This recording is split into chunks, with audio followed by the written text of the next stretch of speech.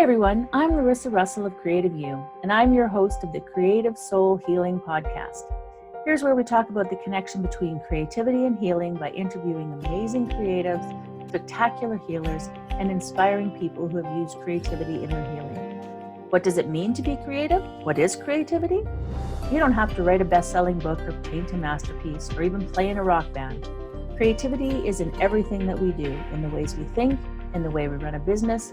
In our everyday lives, we are creative all the time. Let's talk about how we are creative and how creativity helps us heal mentally, physically, and emotionally, right now on the Creative Soul Healing Podcast.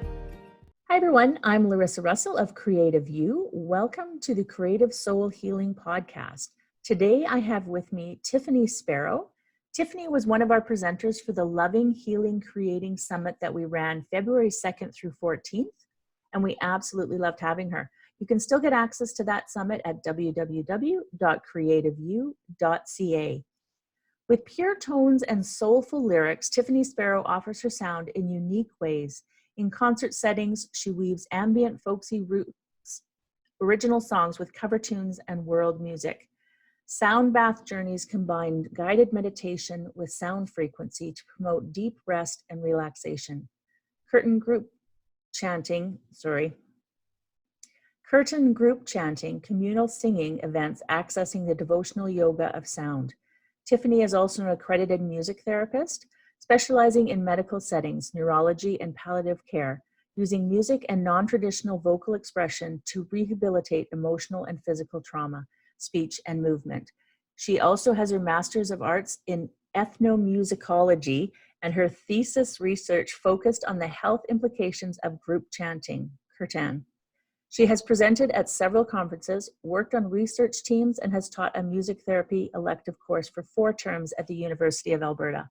She is a skilled yogi and has taught and studied yoga and mantra in Canada and in India since 2004, and obtained her 500-hour certificate through Accredited Yoga and co-facilitating dozens of yoga teacher trainings. Welcome, Tiffany. Hi, thanks. And Tiffany, just so that our listeners know that I completely butchered that, can you explain what the certificate was that I was trying to say repeatedly and finally gave up? So a 500-hour registered yoga teacher training through Accredited Yoga is the name of the brand of yoga, and my teacher is Yogrishi Vishwakatu. Thank you for that. I did try numerous times, and I am obviously just Canadian and don't have all of that needed I get it. reflection. Yeah, no worries. Yeah. Thank you. So welcome. Can you share some of your story with us and the path that's brought you here? Well, yeah, I mean, you have, I guess my bio kind of describes the professional side. So obviously music and well-being is my passion, and it informs everything that I offer musically, basically, that whole umbrella idea of music and its uses for well-being. And I guess part of that came from my home was musical. I mean, it isn't the case for everybody that takes the path that I do, but I fortunately came from a home where there's a lot of community music and theater and singing in church. So I already had that idea that music brings us together, and music is a value for life in general, right?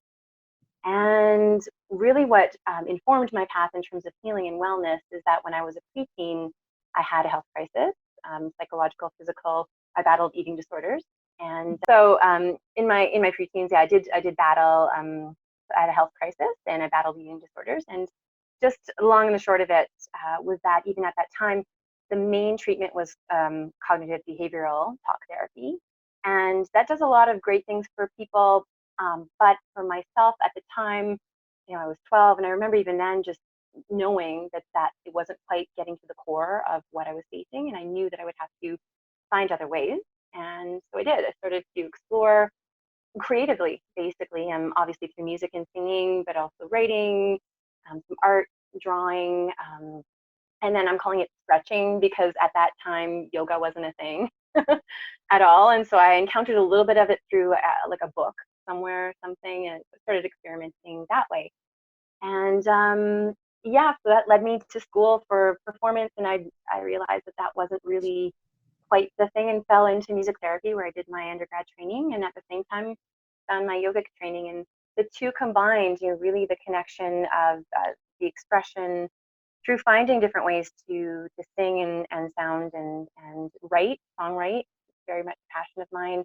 And then the spiritual practices have really, for me, I guess I'm calling it an awakening into my spiritual connection and essence, but not bypass, but at the same time also deepening into embodiment. And through these different spiritual, energetic, informed music practices, I've found comfort and peace, and I've been able to overcome and transform what is facing. Wow. Yeah.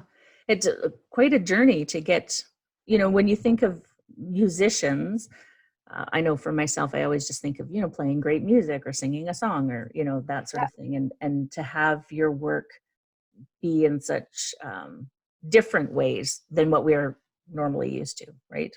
right. For music. Yeah, Yeah. So yeah. what does healing with creativity mean for you then?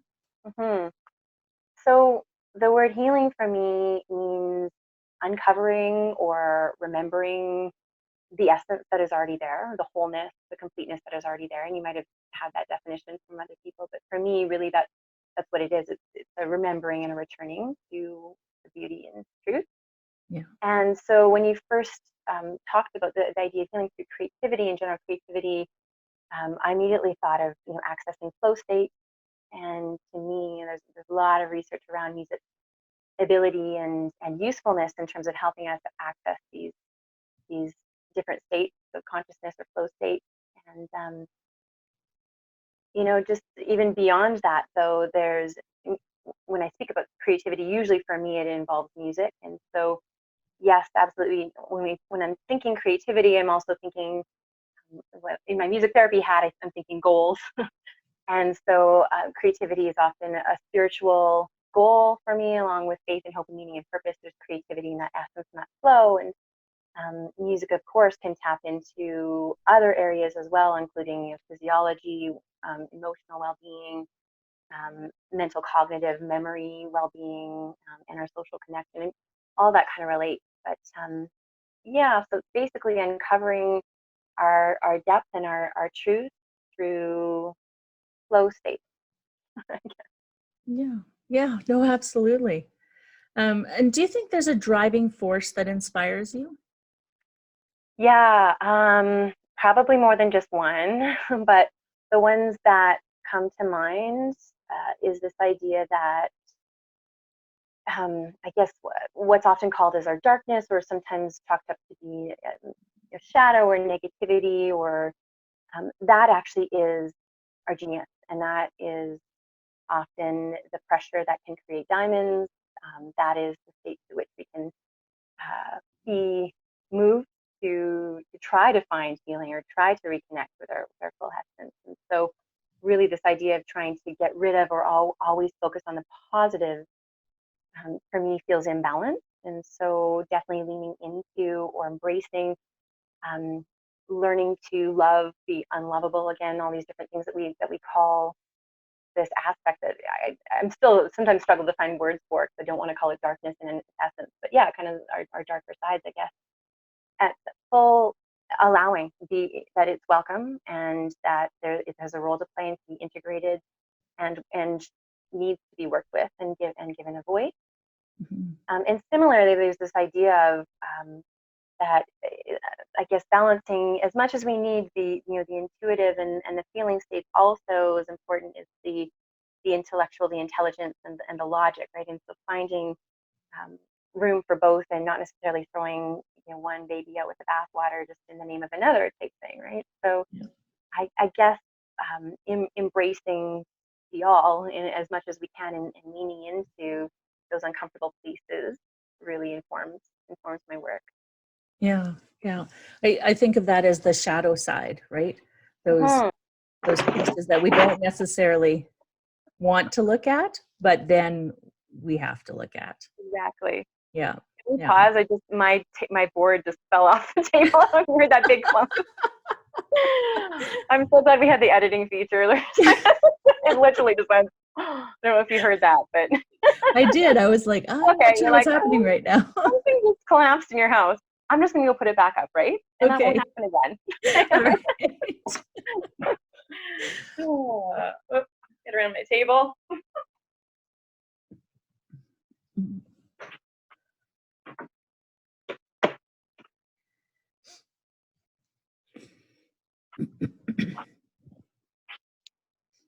All right. Okay. Let's try that again. All right. Sounds good. So Okay. now you touched a bit on a past pain with your eating Mhm. disorder, but how has either that or another past pain informed your life purpose? Um, kind of what I was already saying, like it really, for me, and especially because it happened for me at a younger age, it really informed my desire to look beyond what was just right in front of me, Mm-hmm.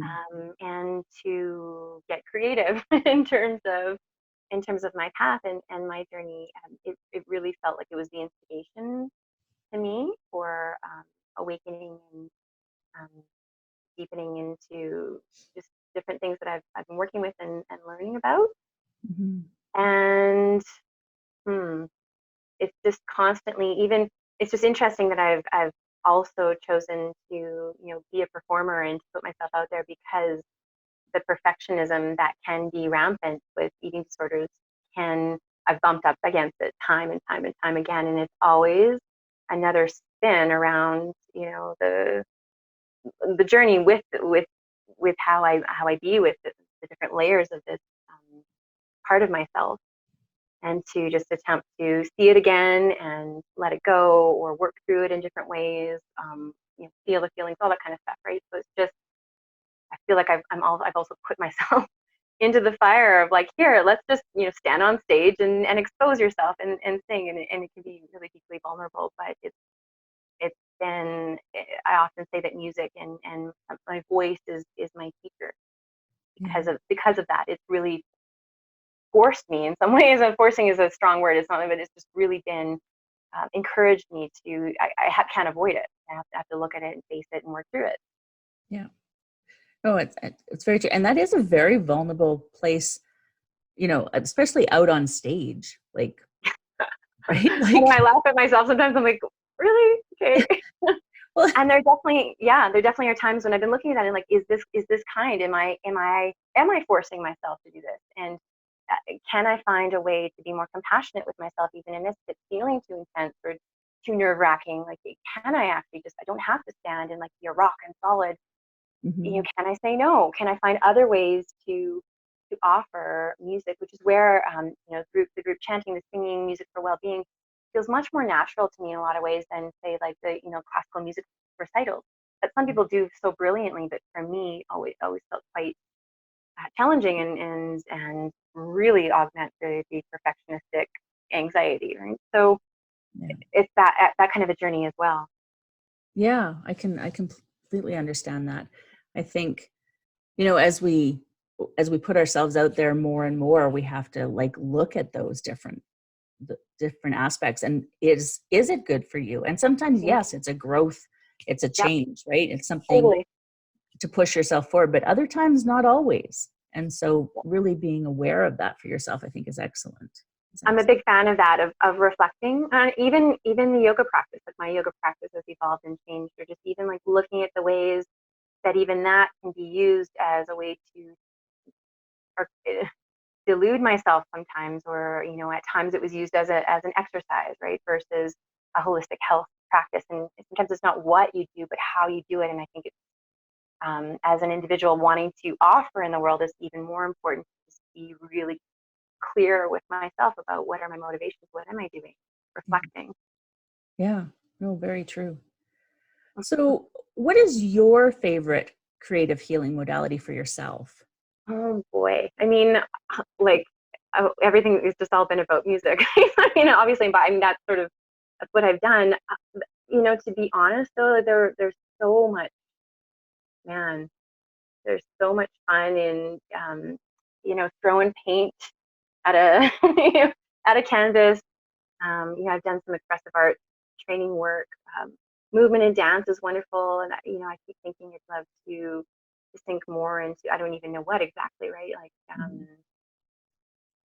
some form of dance feels to me, or even just free form dance and movement is great. And of course, the writing comes in. So favorite is tough. I will say that my default is to go into music. That's kind of there readily. Yeah. But definitely writing the lyrics, that is there too with songwriting. Yeah. Yeah. So I'm not a great cook. I'll say that. That's the one creative endeavor. I'm getting better at gardening. So well, I'm glad you mentioned those things, because a lot of people don't think of those as creativity, but they totally are. Totally. Yeah. Thankfully, my partner is a great cook and he loves to create that way. So it's like, awesome. That's all yours. It's great. So what would you say is your greatest accomplishment to date?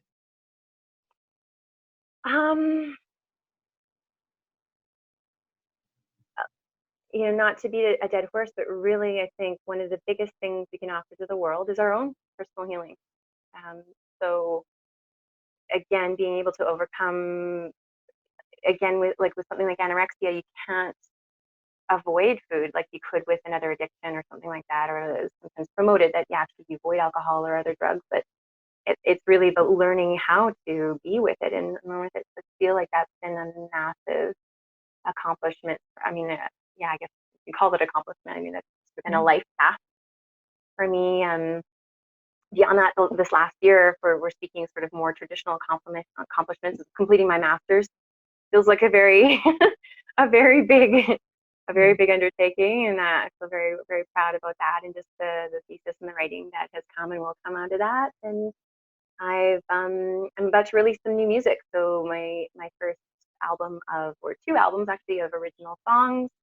So that was like a 5-year ongoing crazy experience. Some files got stolen, and I had to bring different people on, and it's just been a journey in of itself. And so that completed and going to be released too. So this last year's been fairly monumental that way.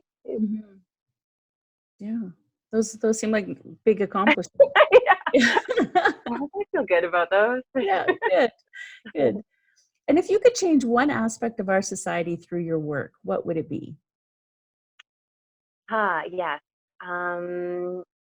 Basically, to find ways to encourage us with loving kindness, to be able to just to look at ourselves more, and to be more honestly with ourselves.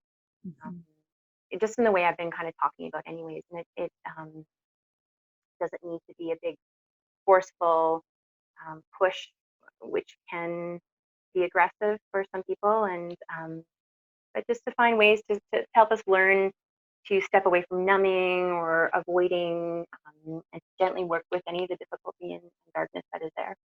I still see quite a bit of it. I mean, it's difficult, sometimes I do hold judgment for when I see that in the world, but then I remember, okay, yeah, like I've done that myself, and I continue to do that in different ways, and just finding ways to gently continue to peel back the layers and open the eyes a little bit more. Yeah. No. And what inspirational advice would you give someone who's struggling? Yes, that question. I would have to, it depends on the person and where they're at. I can be quite direct and say it like it is, but everybody's at a different place, and so I don't tend to give out advice a whole lot. I couldn't really find an answer to that when I read that question in advance. So I'm sorry, I don't have really anything other than to exhale, breathe out, deep breath out. Oh, that's a good one. Exhale, yeah. Breathing. Yeah. I know for myself, when I'm in pain, or I notice it with physical pain, I don't notice it much. My partner notices it more with other pain, but I will stop breathing. I will hold my breath. And it's just she'll remind me on a regular basis to breathe. Yeah. And who needs to be reminded to breathe? Well, I do. especially the exhale, right? Because if you deepen into the exhale, then the inhale can just be there. Just let it go. Little bits at a time. So maybe that would be my advice. It's good. It's a good one. And do you have an inspirational quote that sums up your life journey? Yeah, well, I don't know if it, yeah, sums up my life journey, but it's one that I like to lean on quite a bit. And it's in French and in English. It's from Le Prince, The Little Prince, Antoine de Saint-Exupéry. And he said, On ne voit bien qu'avec le cœur, l'essentiel est invisible aux yeux. And that just means that one can only see clearly with the heart. What is essential is invisible to our eyes. I like that. I like that one. Yeah, I haven't heard that one, but I have to say I like that one. Yeah, Little Prince, man, it's a cool story. Yeah, it's true. Oh, I like that. Well, thank you.